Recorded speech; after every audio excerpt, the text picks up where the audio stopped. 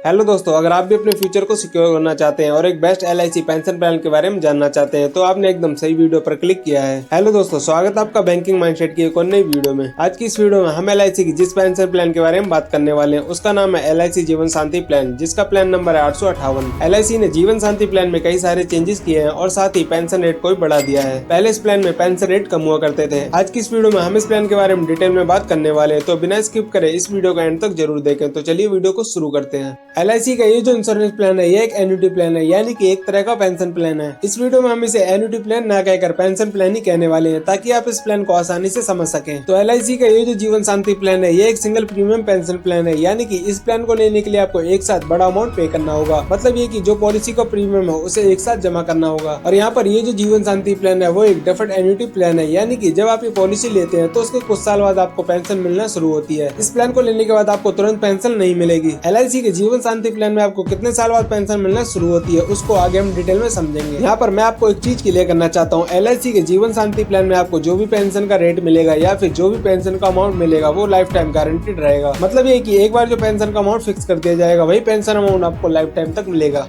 जब आप इस प्लान को लेते हैं तो आपको दो ऑप्शन मिलते हैं। पहला ऑप्शन है सिंगल लाइफ पेंशन और दूसरा ऑप्शन है जॉइंट लाइफ पेंशन। जैसा कि आप नाम से ही समझ गए होंगे, सिंगल लाइफ मतलब इसमें सिर्फ एक ही व्यक्ति को पेंशन मिलती है और जॉइंट लाइफ पेंशन यानी इसमें दो लोग मिलकर पेंशन प्लान को ले सकते हैं, जिसमें एक व्यक्ति के न रहने के बाद दूसरे व्यक्ति को पेंशन मिलना शुरू हो जाती है। अगर हम यहाँ पर बात करें सिंगल लाइफ पेंशन की, तो इसमें जब तक आप जीवित रहते हैं तब तक आपको पेंशन मिलती रहेगी। और अगर आपके साथ किसी भी तरह की दुर्घटना हो जाती है या आपकी डेथ हो जाती है या आपके न रहने के बाद जो भी डेथ बेनिफिट या इंश्योरेंस कवर है वो आपके नॉमिनी को दे दिया जाता है। और अगर हम यहाँ पर बात करें जॉइंट लाइफ पेंशन की, तो इसमें जब तक आप जीवित रहते हैं आपको पेंशन मिलती है और आपके न रहने के बाद जो भी पॉलिसी में दूसरा व्यक्ति होता है उसको पेंशन मिलना शुरू हो जाती है। और अगर इसमें दोनों व्यक्ति की डेथ हो जाती है तो उसके बाद जो भी नॉमिनी होता है उसको डेथ बेनिफिट का अमाउंट या इंश्योरेंस कवर का अमाउंट मिल जाता है। अब बात करें ये डेथ बेनिफिट या कितना इंश्योरेंस कवर मिलेगा, इसको आगे हम एक एग्जांपल में डिटेल में समझेंगे। तो अब बात करते हैं कि जॉइंट लाइफ पेंशन में कौन दो लोग मिलकर पॉलिसी को बाय कर सकते हैं। तो अगर आप जॉइंट लाइफ पेंशन लेना चाहते हैं तो आप और आपके पार्टनर मिलकर पेंशन ले सकते हैं। आप अपने परिवार के साथ मिलकर पेंशन ले सकते हैं, आप अपने दादा दादी के साथ मिलकर पेंशन ले सकते हैं, एक्सेट्रा।